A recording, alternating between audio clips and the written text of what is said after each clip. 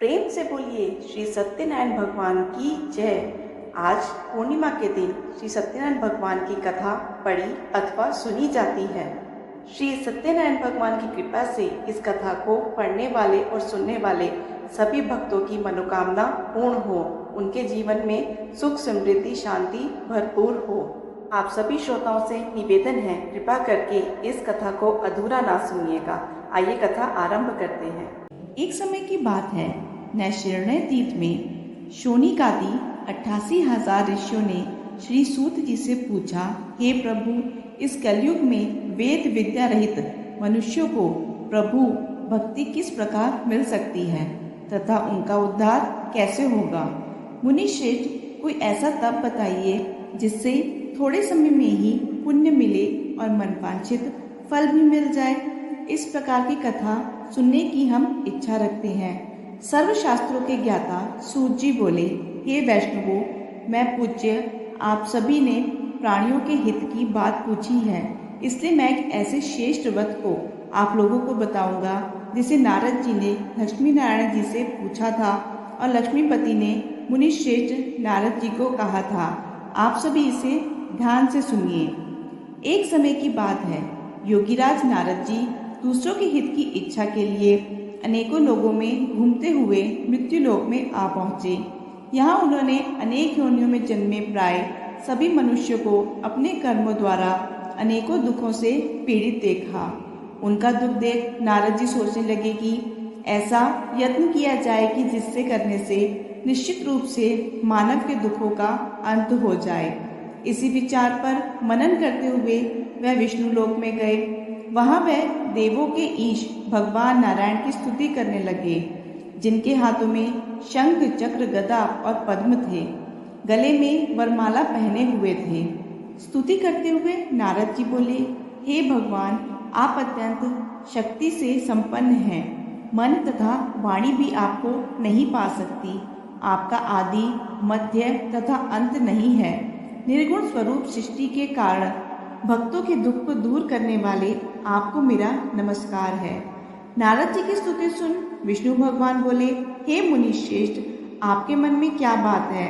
आप किस काम के लिए पधारे हैं, उसे निसंकोच कहो। इस पर नारद जी बोले कि मृत्यु लोक में अनेक योनियों में जन्मे मनुष्य अपने कर्मों के द्वारा अनेक दुखों से दुखी हो रहे हैं। हे नाथ, आप मुझ पर दया करते हैं तो बताइए कि वह मनुष्य थोड़े प्रयास से ही अपने दुखों से कैसे छुटकारा पा सकते हैं। श्री हरि बोले, हे नारद, मनुष्यों की भलाई के लिए तुमने बहुत अच्छी बात पूछी है।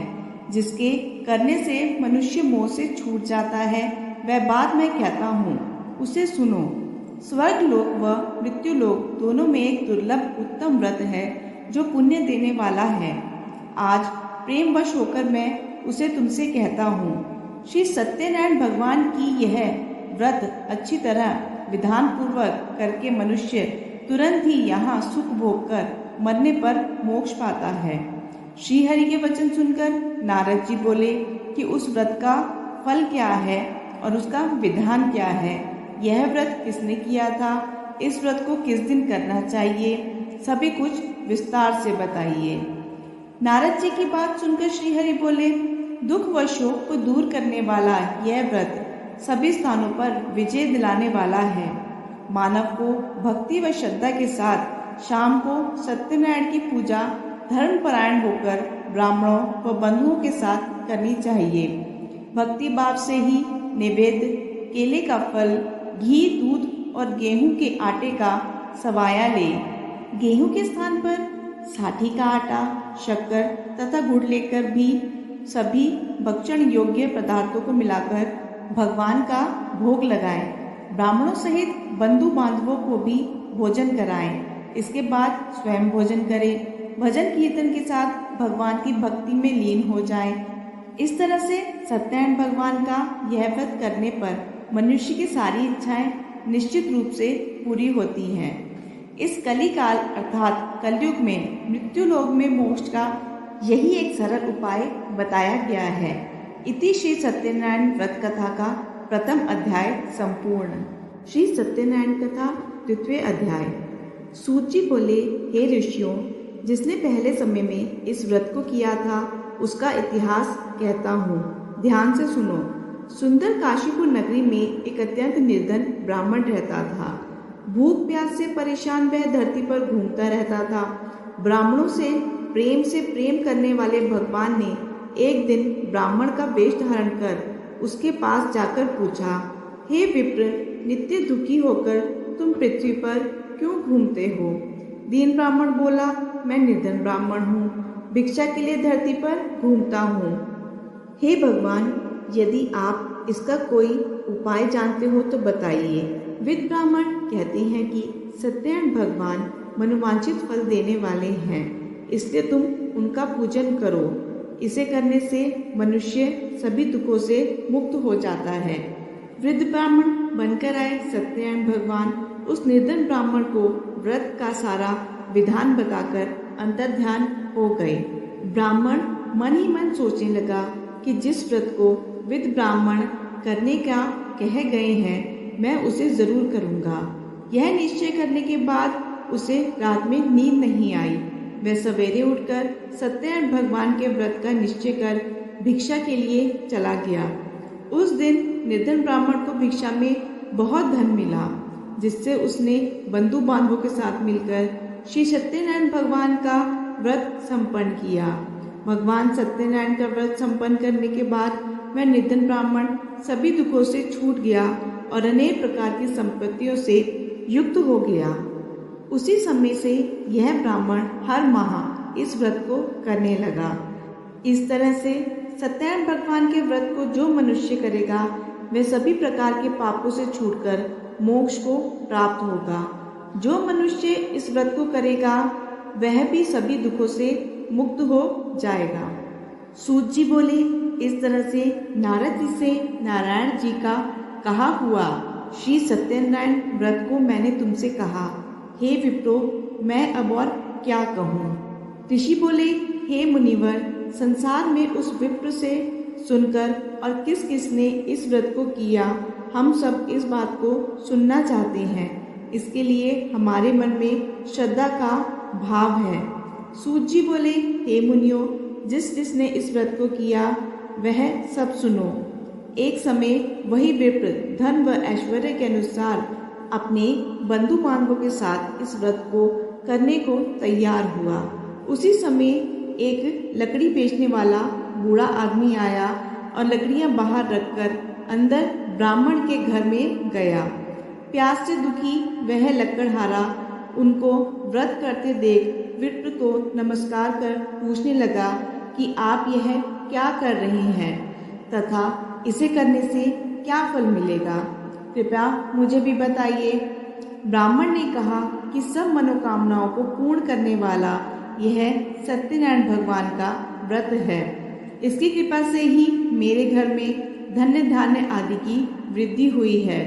विप्र से सत्यनारायण व्रत के बारे में जानकर लकड़हारा बहुत प्रसन्न हुआ। चरणामृत लेकर और प्रसाद खाने के बाद वह अपने घर गया। लकड़हारे ने अपने मन में संकल्प किया कि आज लकड़ी बेचने से जो धन मिलेगा उसी से श्री सत्यनारायण भगवान का उत्तम व्रत करूंगा। मन में इस विचार को लेकर बूढ़ा आदमी सिर पर लकड़ियां रख उस नगर में बेचने को गया जहां धनी लोग ज्यादा रहते थे। उस नगर में उसे अपनी लकड़ियों का दाम पहले से 4 गुना अधिक मिलता है। बूढ़ा प्रसन्नता के साथ दाम लेकर केले, शक्कर, घी, दूध, दही और गेहूं का आटा ले और सत्यनारायण भगवान के व्रत की अन्य सामग्रियां लेकर अपने घर गया।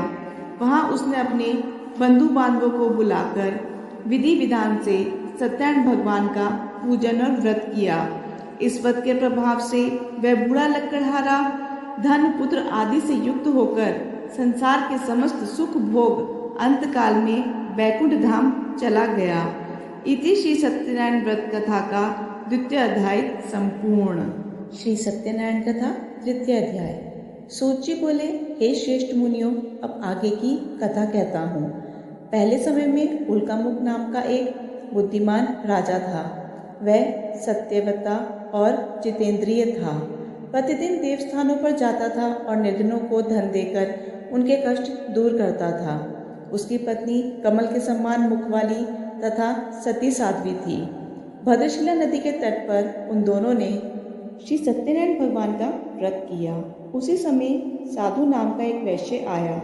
उसके पास व्यापार करने के लिए बहुत सा धन भी था। राजा को व्रत करते देखकर वह विनय के साथ पूछने लगा, हे राजन, भक्ति भाव से पूर्ण होकर आप यह क्या कर रहे हैं? मैं इससे सुनने की इच्छा रखता हूँ, तो आप मुझे बताइए। राजा बोला, हे साधु, अपने बंधु बांधवों के साथ पुत्रादि की प्राप्ति के लिए एक महाशक्तिमान श्री सत्यनारायण भगवान का व्रत व पूजन कर रहा हूँ। राजा के वचन सुनकर साधु आदर से बोला, हे राजन, मुझे इस व्रत का सारा विधान कहिए। आपके कथानुसार मैं भी इस व्रत को करूँगा। मेरी भी संतान नहीं है और इस व्रत को करने से निश्चित रूप से मुझे संतान की प्राप्ति होगी। राजा से व्रत का सारा विधान सुन व्यापार से निवृत्त हो वह अपने घर गया। साधु वैश्य ने अपनी पत्नी को संतान देने वाले इस व्रत का वर्णन कह सुनाया और कहा कि जब मेरी संतान होगी तब मैं इस व्रत को करूँगा। साधु ने इस तरह के वचन अपनी पत्नी लीलावती से कहे। एक दिन लीलावती पति के साथ आनंदित हो संसारिक धर्म से प्रवृत्त होकर सत्यनारायण भगवान की कृपा से गर्भवती हो गई। 10वें महीने में उसके गर्भ से एक सुंदर कन्या ने जन्म लिया। दिनों दिन में ऐसे बढ़ने लगी जैसे कि शुक्ल पक्ष का चंद्रमा बढ़ता है। माता पिता ने अपनी कन्या का नाम कलावती रखा। एक दिन लीलावती ने मीठे शब्दों में अपने पति को याद दिलाया कि आपने सत्यनारायण भगवान के जिस व्रत को करने का संकल्प किया था उसे करने का समय आ गया है। आप इस व्रत को करिए। साधु बोला कि हे प्रिय, इस व्रत को मैं उसके विवाह पर करूँगा। इस प्रकार अपनी पत्नी को आश्वासन देकर वह नगर को चला गया। कलावती पिता के घर में रह रही दिनों दिन बड़ी होने लगी। साधु ने एक बार नगर में अपनी कन्या को सखियों के साथ देखा तो तुरंत ही दूत को बुलाया और कहा कि मेरी कन्या के लिए योग्य वर देखकर आओ। साधु की बात सुनकर दूत कंचन नगर में पहुंचा और वहां देखभाल कर लड़की के सुयोग्य वाणिक पुत्र को ले आया। सुयोग्य लड़के को देख साधु ने बंधु बांधवों को बुलाकर अपनी पुत्री का विवाह कर दिया। लेकिन दुर्भाग्य की बात ये थी कि साधु ने अभी भी श्री सत्यनारायण भगवान का व्रत नहीं किया। इस पर श्री भगवान क्रोधित हो गए और श्राप दिया कि साधु को अत्यधिक दुख मिले। अपने कार्य में कुशल साधु बनिया जमाई को लेकर समुद्र के पास स्थित होकर रत्नासारपुर नगर में गया। वहां जाकर दामाद ससुर दोनों मिलकर चंद्रकेतु राजा के नगर में व्यापार करने लगे। एक दिन भगवान सत्यनारायण की माया से एक चोर राजा का धन चुराकर भाग रहा था। उसने राजा के सिपाहियों को अपना पीछा करते देखा तो उसने चुराया हुआ सारा धन वहां रख दिया जहां साधु अपने जमाई के साथ ठहरा हुआ था।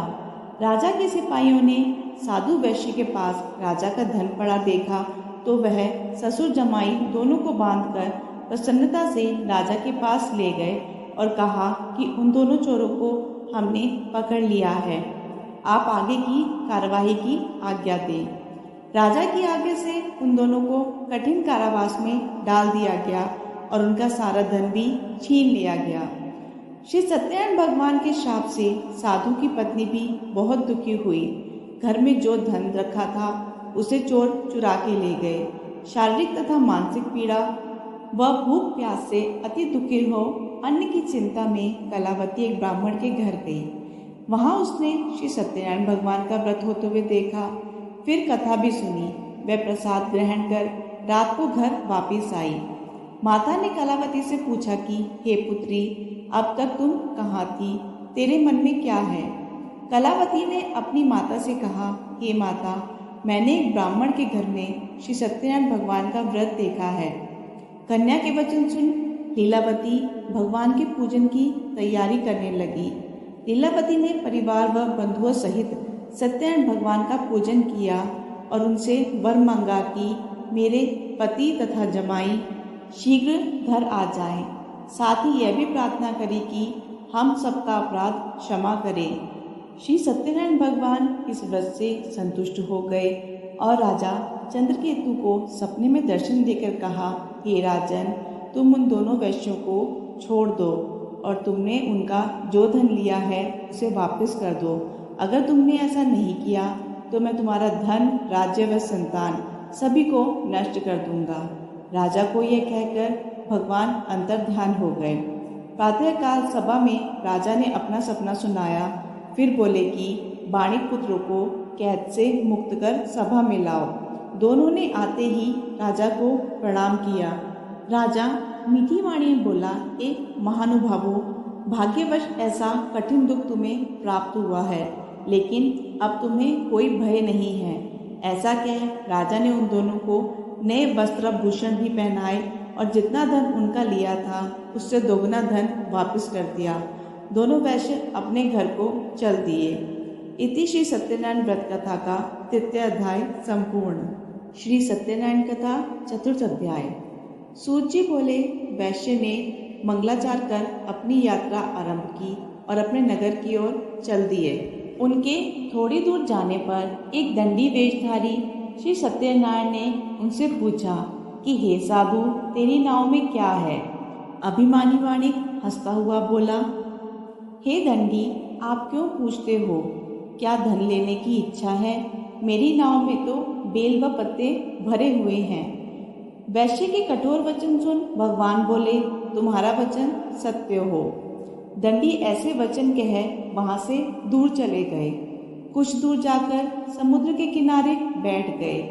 दंडी के जाने के बाद साधु वैश्य ने नित्य क्रिया के पश्चात नाव को ऊंची उठते देखकर अचंबा माना और नाव में बेल पत्ते आदि देख वह मूर्छित हो जमीन पर गिर पड़ा। मूर्छा खुलने पर वह अत्यंत शोक में डूब गया। तब उसका दामाद बोला कि आप शोक ना मनाएं, यह दंडी का शाप है, इसलिए हमें उनकी शरण में जाना चाहिए, तभी हमारी मनोकामना पूरी होगी। दामाद की बात सुनकर वह दंडी के पास पहुंचा और अत्यंत भक्ति भाव से नमस्कार करके बोला, मैंने आपसे जो असत्य वचन कहे थे उनके लिए मुझे क्षमा करें। ऐसा कहकर महान शोकातुर हो रोने लगा। तब दंडी भगवान बोले, हे वाणिक पुत्र, मेरी आज्ञा से बार बार तुम्हें दुख प्राप्त हुआ है। तू मेरी पूजा से विमुख हुआ है। साधु बोला, हे भगवान, आपकी माया से ब्रह्मा आदि देवता भी आपके रूप को नहीं जानते, तब मैं ज्ञानी कैसे जान सकता हूँ? आप प्रसन्न होइए, अब मैं सामर्थ्य के अनुसार आपकी पूजा करूँगा। मेरी रक्षा करो और पहले के समान नौका में धन भर दें। साधु वैश्य के भक्ति पूर्वक वचन सुनकर भगवान प्रसन्न हो गए और उसकी इच्छा अनुसार वरदान देकर अंतर ध्यान हो गए। ससुर जमाई जब नाव पर आए तो नाव धन से भरी हुई थी। वही अपने अन्य साथियों के साथ सत्यनारायण भगवान का पूजन कर अपने नगर को चल दिए। जब नगर के नजदीक पहुंचे तो दूत को घर पर खबर करने के लिए भेज दिया। दूत साधु की पत्नी को प्रणाम कर कहता है कि मालिक अपने दामाद सहित नगर के निकट आ गए हैं। दूत की बात सुन साधु की पत्नी लीलावती ने बड़े हर्ष के साथ सत्यनारायण भगवान का पूजन कर अपनी पुत्री कलावती से कहा कि मैं अपने पति के दर्शन को जाती हूँ, तू कार्य पूर्ण कर शीघ्र आ जा। माता के ऐसे वचन सुनकर कलावती जल्दी से प्रसाद छोड़ अपने पति के पास चली गई। प्रसाद की अवज्ञा के कारण श्री सत्यनारायण भगवान रुष्ट हो गए और नाव सहित उसके पति को पानी में डुबो दिया। कलावती अपने पति को ना पाकर रोती हुई जमीन पर गिर गई। नौका को डूबा हुआ देख व कन्या को रोता देख साधु दुखी होकर बोला कि हे प्रभु, मुझसे तथा मेरे परिवार से जो भूल हुई है उसे क्षमा करें। साधु के दीन वचन सुनकर श्री सत्यनारायण भगवान प्रसन्न हो गए और आकाशवाणी हुई, हे साधु, तेरी कन्या मेरे प्रसाद को छोड़कर आई है, इसलिए उसका पति अदृश्य हो गया है। यदि वह घर जाकर प्रसाद खाकर लौटती है तो इसे इसका पति अवश्य मिलेगा। ऐसी आकाशवाणी सुन कलावती घर पहुंचकर प्रसाद ग्रहण करती है और फिर आकर अपने पति के दर्शन करती है। उसके बाद साधु अपने बंधुओं बांधवों सहित श्री सत्यनारायण भगवान का विधि विधान से पूजन करता है तथा इस लोक में सुख भोग व अंत में स्वर्ग को जाता है। श्री सत्यनारायण व्रत कथा का चतुर्थ अध्याय संपूर्ण। श्री सत्यनारायण कथा पंचम अध्याय। सूत जी बोले, हे ऋषियों, मैं और भी एक कथा सुनाता हूँ, उसे भी ध्यानपूर्वक सुनो। प्रजापालन में लीन तुंगध्वज नाम का एक राजा था। उसने भी भगवान का प्रसाद त्याग कर बहुत ही दुख सहन किया। एक बार वन में जाकर वन्य पशुओं को मारकर वह बड़ के पेड़ के नीचे आया। वहां उसने ग्वालों को भक्ति भाव से अपने बंधुओं सहित सत्यनारायण भगवान का पूजन करते देखा। अभिमानवश राजा ने उन्हें देखकर भी पूजा स्थान में नहीं गया और ना ही उसने भगवान को नमस्कार किया। ग्वाला ने राजा को प्रसाद दिया, लेकिन उसने वह प्रसाद नहीं खाया और प्रसाद को वहीं छोड़कर वह अपने नगर को चला गया। जब वह नगर में पहुंचा तो वहां सब कुछ तहस नहस हुआ पाया, तो वह शीघ्र ही समझ गया कि यह सब भगवान ने ही किया है। वह दोबारा ग्वालों के पास पहुंचा और विधि पूर्वक पूजा करके प्रसाद खाया, तो श्री सत्यनारायण भगवान की कृपा से सब कुछ पहले जैसा हो गया। दीर्घ काल तक सुख भोगने के बाद मरणोपरांत उसे स्वर्गलोक की प्राप्ति हुई। जो मनुष्य परम दुर्लभ इस व्रत को करेगा तो भगवान सत्यनारायण की अनुकंपा से उसे धन्य धान्य की प्राप्ति होगी। निर्धन धनी हो जाता है और भयमुक्त हो जीवन जीता है। संतानहीन मनुष्य को संतान सुख मिलता है और सारे मनोरथ पूर्ण होने पर मानव अंतकाल में वैकुंठ धाम को जाता है। सूत जी बोले, जिन्होंने पहले इस व्रत को किया है, अब उनके दूसरे जन्म की कथा कहता हूँ। वृद्ध शंतानंद ब्राह्मण ने सुदामा का जन्म लेकर मोक्ष की प्राप्ति करी। लक्कड़हारे ने अगले जन्म में निषाद बनकर मोक्ष प्राप्त किया। उल्कामुख नाम का राजा दृष्टत होकर वैकुंठ को गए। साधु नाम के वैश्य ने मोरध्वज बनकर अपने पुत्र को आरे से चीरकर मोक्ष पाया। महाराज तुंगध्वज ने स्वयंभू होकर भगवान में भक्ति युक्त हो कर्म कर मोक्ष पाया। इति श्री सत्यनारायण व्रत कथा का पंचम अध्याय संपूर्ण। आशा है आपको ये वीडियो पसंद आई होगी। वीडियो को लाइक शेयर ज़रूर कीजिएगा और चैनल को सब्सक्राइब करना ना भूलिएगा। धन्यवाद।